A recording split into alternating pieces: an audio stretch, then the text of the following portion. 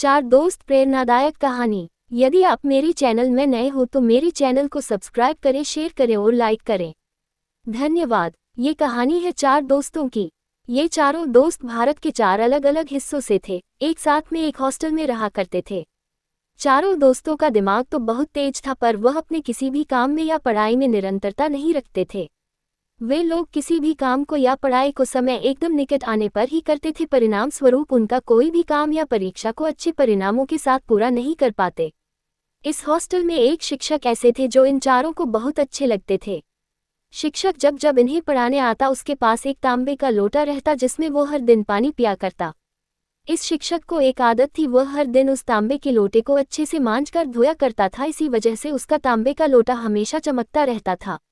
एक दिन इस शिक्षक को अपने लोटे को मांजता देखकर इन चारों दोस्तों ने उनसे जाकर पूछा कि गुरुजी, आप ये लोटा हर दिन क्यों मांजते हो? इसे हफ्ते में या महीने में एक बार मांजो तो भी क्या फर्क पड़ने वाला है? शिक्षक ने उन चारों की बात सुनकर उनसे कहा, शायद तुम सही कहते हो, मुझे इसे हर दिन नहीं मांजना धोना चाहिए, अब मैं इसे हफ्ते में एक बार मांजा करूंगा। अच्छा सुनो, क्या तुम मेरे लिए एक काम कर सकते हो? क्या एक हफ्ते बाद तुम इसे मांज दोगे? चारों दोस्त खुशी खुशी इस काम के लिए मान गए। एक हफ्ते बाद शिक्षक ने अपना वह लोटा इन चारों दोस्तों को मांजने के लिए दिया। लोटे को देखकर साफ पता चल रहा था कि उसमें अब वह चमक नहीं रही थी जो तब रहा करती जब शिक्षक उसे हर दिन मांजा करते। चारों में से एक दोस्त ने लोटे को मांजना शुरू कर दिया। काफी देर तक मांजने के बाद भी उसमें वह चमक नहीं आई जो पहले थी। बाद में एक एक करके बाकी के तीन दोस्तों ने भी इसे मांजा, तब जाकर कहीं वो लोटा चमका।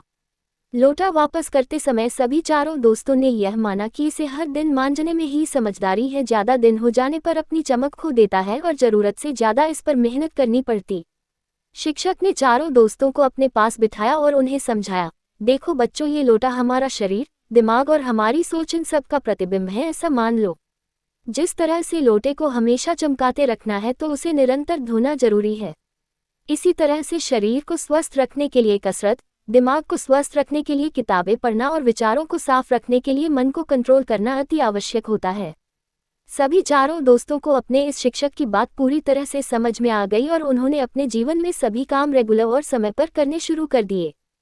फिर वह कभी किसी काम में या परीक्षा में असफल नहीं हुए। कहानी का सारांश। दोस्तों, जैसे बूंद बूंद से घड़ा भरता है, वैसे हर दिन निरंतर कोई काम दोहराने से या प्रैक्टिस करने से हम किसी विषय, स्किल या कला में इतने निपुण हो जाते हैं कि फिर उसमें हमें कोई हरा नहीं सकता। इसलिए दोस्तों, प्रामाणिकता से हमें हर काम में नियमितता बनाए रखनी चाहिए। पूरी कहानी सुनने के लिए धन्यवाद।